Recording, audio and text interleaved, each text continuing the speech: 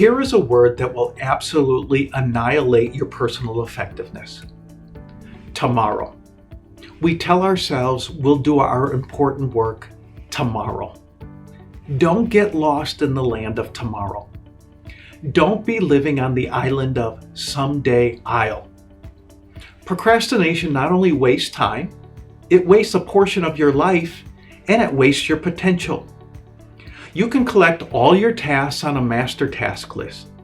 You can get crystal clear on your priorities. You can plan your week and day like an artist paints a beautiful picture. But if you can't get yourself to execute on your highest priorities, nothing counts. Procrastination leads to undue stress, frustration, and underachievement. Procrastination affects your self-belief, self-confidence, and hurts your credibility with others. Procrastination is the killer of your deepest dreams and greatest goals. It's hard to overestimate the damage procrastination does. Here's a simple definition of procrastination: putting off something that you know in your heart should be done. So let's get real practical here. I want to share with you 4 ways to overcome procrastination. The first way to overcome procrastination is to simply get started. I know that sounds like a blinding flash of the obvious, but get started despite your feelings. Just do it. What separates high achievers from everyone else is they don't wait to start a task until they feel up to it. They don't wait for motivation, they create it. Remember Newton's law of physics? Things at rest tend to stay at rest, and things in motion tend to stay in motion. Motion creates emotion, not the other way around. The start is the hardest part. A rocket ship uses most its fuel during takeoff. Once it's in orbit, it gains momentum and uses less fuel. And once you start on your high priority work, you will gain momentum too. Harriet Mears once said, "It's difficult to steer a parked car, so get moving." One strategy to put yourself in motion is to tell yourself you'll work on something for a very short amount of time, even 10 minutes. At the end of 10 minutes, you can decide whether or not to continue. Most of the time, because you got yourself in motion, you will want to continue. As soon as you take that first step and move forward, things become easier. A short burst is an extremely effective way to overcome resistance. A second way to overcome procrastination is to chunk large projects. We will get into more of this on the basics of project management lesson, but a common reason why people procrastinate is they simply find a task or project too overwhelming and too complex. But a project is simply a series of small tasks. When you break everything down into easy, complete action steps, you will see that the project is more doable. All you have to do is think about doing the next step. When I was writing my book, I had no idea how to get it formatted or how to get it published. When I started, I didn't know how to complete all the steps. I just started writing the rough draft of each chapter, and I determined I would figure out how to do all the other things when the time came. I took it step by step. Mark Twain once said, "The secret to success is getting started." And the secret to getting started is breaking all of your complex, overwhelming tasks into small, manageable steps, then starting on the first one. A third way to overcome procrastination is to set self-imposed deadlines. Some people say they work better under pressure. They say waiting until the last minute motivates them. Honestly, that's foolish thinking. When you don't leave yourself margin, you back yourself into a corner. You leave yourself no options. If it's April 14th and you haven't completed your taxes, you don't have much choice about what you're going to do in the next 24 hours. And if one thing goes wrong, it throws a monkey wrench into everything.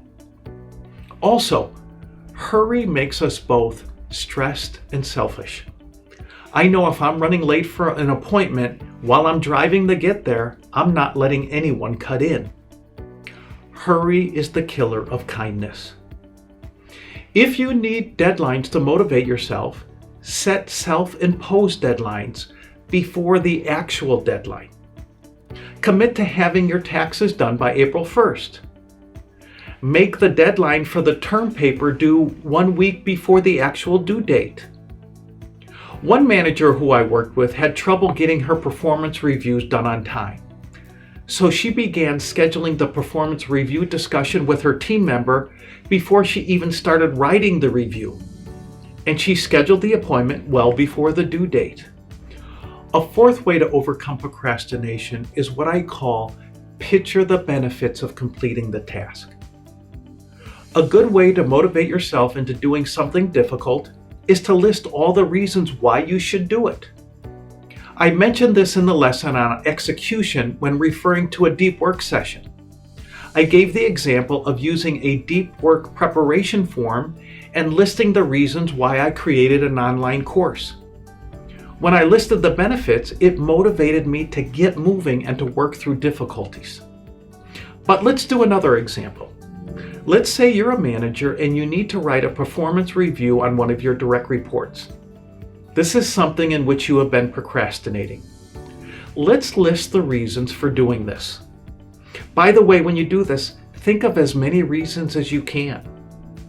Some of the reasons for writing the performance review would include this: to be fair to your direct report, to submit it on time to human resources, to enhance your credibility of meeting and beating deadlines, to let your direct report know what they're doing well, to let your direct report know their opportunities for improvement, so that your direct report can get their raise on time, so payroll doesn't have to do the extra work of creating retroactive pay, for mental and emotional relief, and finally, to get it over with.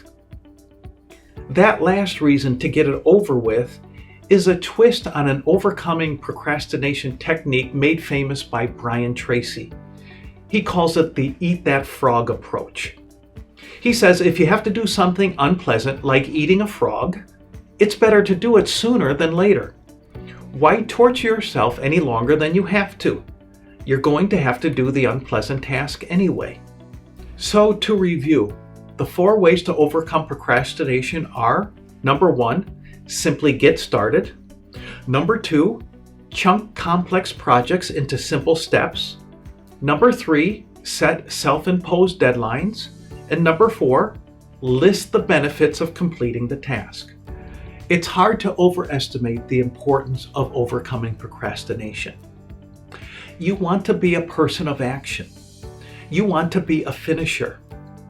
You want to be the kind of person who doesn't wait around till you feel like doing something in order to get moving. If you develop the ability to do what you know you should do, whether you feel like it or not, you will have developed one of life's most important skills. Self-discipline is like a muscle. It can be developed. Zig Ziglar once said, "When you do the things you need to do when you need to do them, you will be able to do the things you want to do when you want to do them." That's what separates high achievers from everybody else. They don't wait to start a task until they feel up to it. They don't wait for motivation. They create it by getting in motion. In the next lesson, we will look at another important peak productivity issue: managing email.